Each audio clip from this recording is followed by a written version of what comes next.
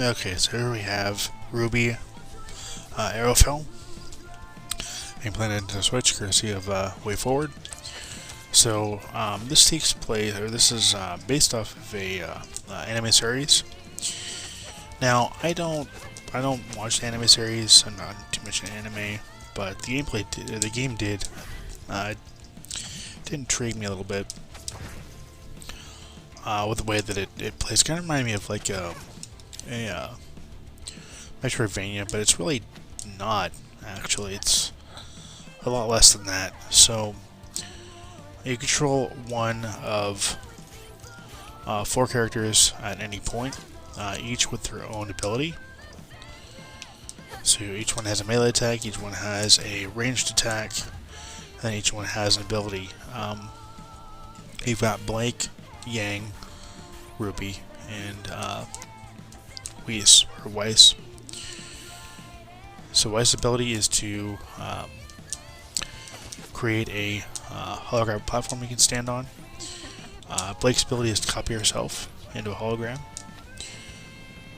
Yang's ability is to break walls with her down punch attack. And RWBY's ability is kind of a dash, mid-air dash attack. And there you go. That's the abilities here. This is the first area you start in. This is the summit. Now the graphics do look pretty good, and the music's great. I love the music, but the game doesn't have a whole lot going for it. In the sense that it just feels, it feels like, I don't know, I guess I'd say it just feels incomplete, I would say. So, the combat's okay. You know, you just go around killing enemies and getting money that's used to buy items and equipment, but it doesn't feel,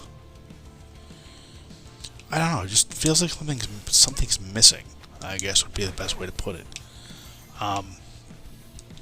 I mean, I love the backgrounds. Again, I love the music. The game has a lot going for it in everything but gameplay. Really, everything but gameplay. The story is a little.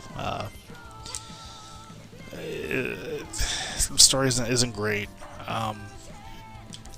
Essentially, orbs or gates open up and cause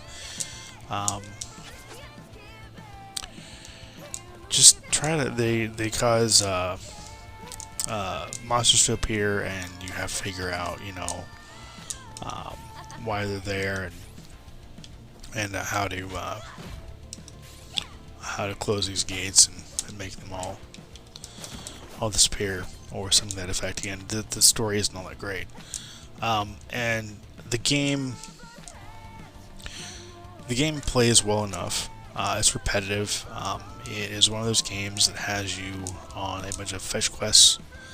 So the characters in town will give you something to do, and you go ahead and you do that. And that's really it. Now, I'm gonna go ahead and exit the location, which you can do at any point, by the way. So here's the map. So again, the summit's where you start. Then you come into Pietro's Pharmacy, which tells you about the orbs, the gates, and all that. And so you're on a quest to come all the way over here to investigate more. This is Essen Town. Here's where you can get information. You can buy things. So we come over here to the merchant.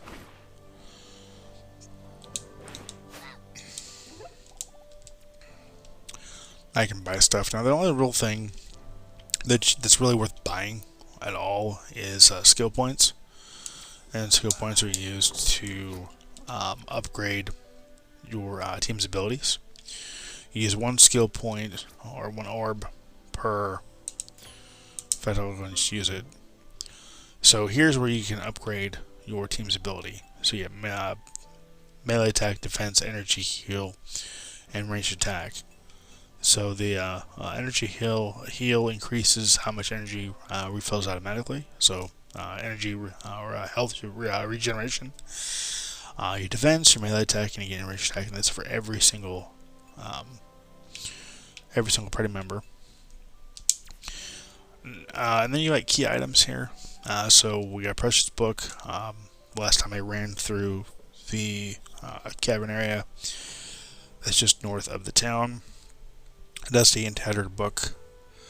Sirius and S in town was looking for something like this.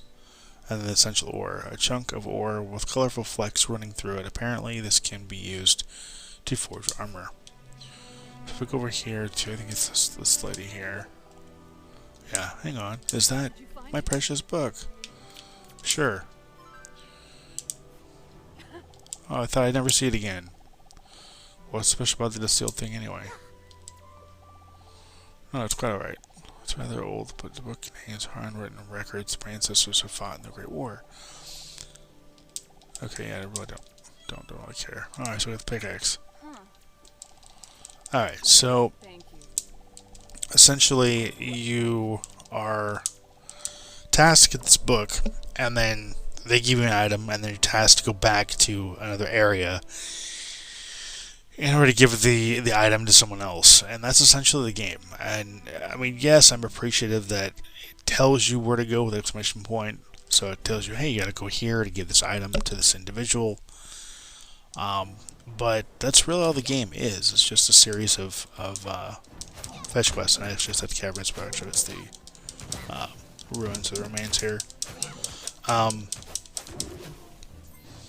Yeah, so this is the game, guys. This is RWBY Arrowfell. I was really hoping it would be more than this, more fleshed out, more of a Metroidvania style game. It's just not here, unfortunately.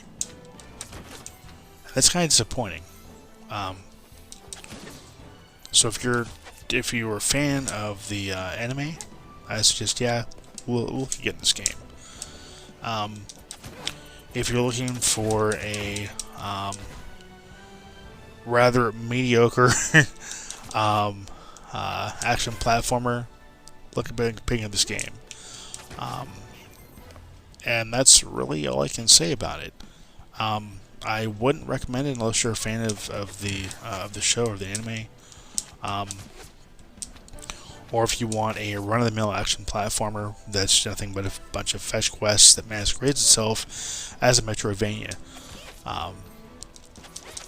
Because it definitely is not, it does not have that Metroidvania feel, although from the screenshots it does look like it could be a very decent Metroidvania style game. It's just not here, guys. It's just not. You're not going to find that with this game. There's not even a map, by the way.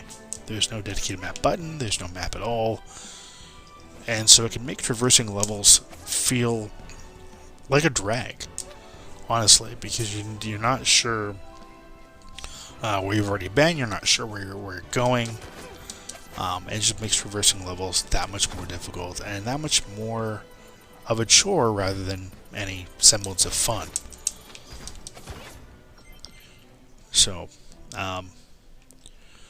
that'll do it here, guys. I'm going to end the review here. I really wish I could say